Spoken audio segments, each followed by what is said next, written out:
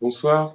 Est-ce que c'est une légende urbaine qui est en train de s'écrire ou vous nous le confirmez, les températures sont anormalement chaudes pour la saison? Alors dit comme ça, non, c'est pas une légende. Effectivement, il y a des endroits en France où il fait anormalement chaud. On atteint des records, tant de minimal que de maximal en journée. On atteint des températures de l'ordre de 20 à 20 degrés, ce qui constitue des records vers le golfe du Lion. Mais ce n'est pas partout.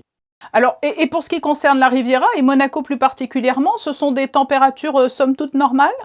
Alors elles sont légèrement douces pour la saison, en étant tout à fait raisonnables. On n'a pas cette douceur indécente qu'on peut avoir dans plusieurs endroits de la France. Alors c'est dû en fait au flux maritime, hein. La Riviera, elle est vraiment à l'est du pourtour méditerranéen français. Alors on a tous les vents de terre qui prennent dans le golfe du Lion, qui longent les côtes varoises. Et par contre, en allant un peu plus à l'est, la Côte d'Azur puis la Riviera, on a des vents d'origine marine qui nous maintiennent une certaine un air tempéré. Mais il y a donc des régions de France et peut-être même plus généralement sur l'Europe qui aujourd'hui, enregistrent des températures qui sont vraiment douces? Alors tout à fait, le focus, c'est vraiment sur la France actuellement. On a eu une perturbation hivernale active avec un secteur chaud particulièrement doux en fait, et qui est arrivé sur la France hier et cette nuit. Et donc on s'est levé ce matin avec des températures vraiment incroyables, avec des 14-15 degrés en fin décembre sur le nord de la France. On est, je vous le répète, vers des records pour ces endroits-là. Alors, vous nous avez parlé des vents effectivement qui influent, sur la Méditerranée et donc qui jouent favorablement, pour Monaco. Mais sur ce phénomène plus général en France, comment l'expliquer? Les températures qu'on va ressentir en journée vont être essentiellement dues à cette douceur dans les basses couches de l'atmosphère, saturée. C'est une douceur sans soleil. C'est une douceur sur toutes les basses couches de l'atmosphère, donc qui s'imprime jusqu'au sol et qu'on va retrouver. Alors chez nous, sur la Côte d'Azur et plus particulièrement à Monaco, c'est le plein soleil. Le fond de l'air est pas si frais que ça, mais on a ce petit vent qui vient de la mer et qui va nous maintenir des 16-17 degrés, une douceur tout à fait raisonnable. Mais sur ce phénomène, global, quelle est la part du changement climatique, dans cette température très haute pour la saison? Il y a, Alors bien un évidemment, effet ou pas changement climatique?